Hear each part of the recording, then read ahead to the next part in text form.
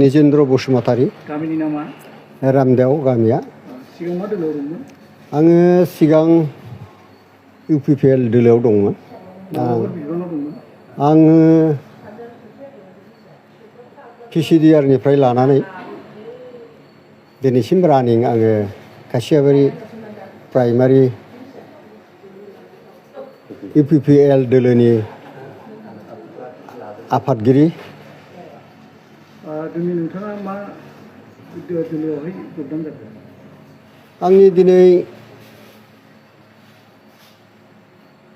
BPF दोलोआव जगदान जानाया आङो UPPL दोलोनि एक्टिभिटिसफोरखौ मोजां मोनाखिसै।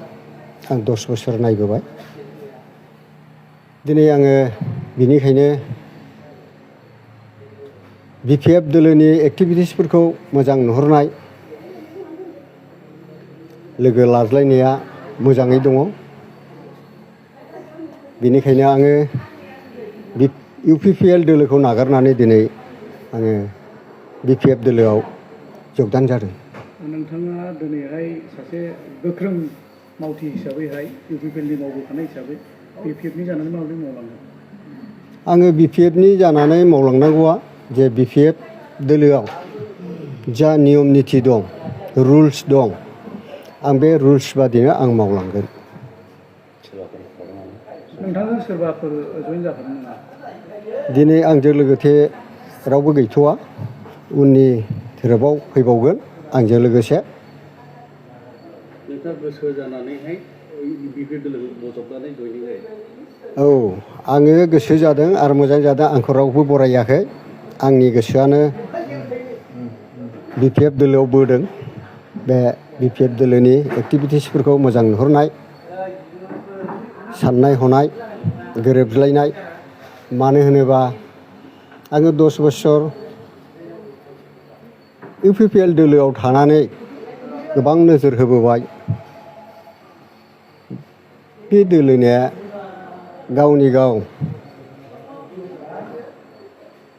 संसार जानायनिखौल' नायो, खुनु गुबुननिखौ नाहरा। गुबुना उखैदों ना गांदों गावनि पार्टिया, गावनि भटार्सफ्रा, दा बेखौ बिसोरहा नायनांगौनि खुनु माबा गैया आरो साननाय गैया। बेनिखायनो नोंथाङा BPF दोलोआव हाबफैदोंमोन? औ, बेनिखायनो आं BPF दोलोआव हाबफैबाय। मानो होनोबा नियम निथि रुल गैयि होननाया UPPL दोलोआ थांनाय आंजों समान खस्थ' खालामबोनाय, जेनेबा बुरासारा प्राइमारिनि